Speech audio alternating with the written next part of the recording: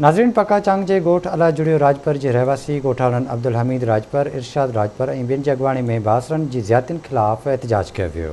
उन मौके ते अगवाणन आवाज़ टीवी के रिपोर्टर अली हबीब रतड़ सां वीचार वंडिया आहिनि। अचो त ॾिसूं। ही दस्तावेज़ मोटा असांजो ज़मीन जो चक्कर आहे।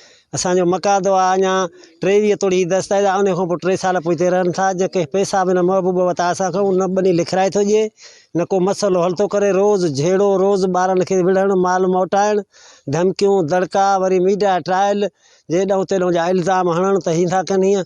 सो असांजी अपील आहे त साफ़ सुथरा अच्छा आहिनि त वेही असांखे चङनि जे अॻियां हिसाब किताब करे फ़ैसिलो कनि।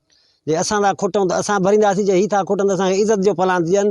जेके असां ते हेतिरा इल्ज़ाम हया विया आहिनि हरू भरू, कूड़ियूं ॻाल्हियूं, कूड़ा इल्ज़ाम हया अथनि। जो ज़मीन जो मसलो हलंदड़ आहे उहा सभिनी खे ख़बर है त मकादो चाचे हमीद अठ आहे पुराणे टेम खां। हींअर बि 5 साल मकादो रहे थो। ज़बान जेका ख़ुदा ॾिनी आहे, हक़ सच ॾिनी आहे। जे हक़ सच न चवे ज़बान त माण्हू वढे छॾे। असां जेको आहे सो बनी हिन खां वरिती 6 साल बनी अञा असां वटि आहे। ही फिराड करे पंहिंजा पाण असांजो 300 मण धड़ जी हुनजी उहा बि ॾिराई, पंहिंजो बो बि ॾिरायो अथई 20 मण जी धड़ से। वरी गिरेटनि खे थोरो थोरो मथां वढे, ॿियनि खे लतूं हणी केराशियूं अथई हेठि पिया आहिनि। वढियल कोन्हनि, उहो ड्रामो करे मीडिया ते हलराए रुॻे फिराड करे बि थो।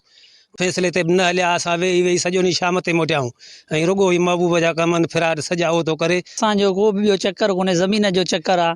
असांखे 6 साल ज़मीन लिखत थियल आहे।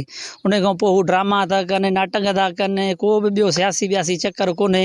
ऐं असां गिरेट बि पंहिंजा पाण था वठनि, सियासी बुनियाद न आहे, न को इल्ज़ाम आहे। असां SP खे अपील था कयूं त इन जो नोटिस वठे ऐं असांजी मदद करे।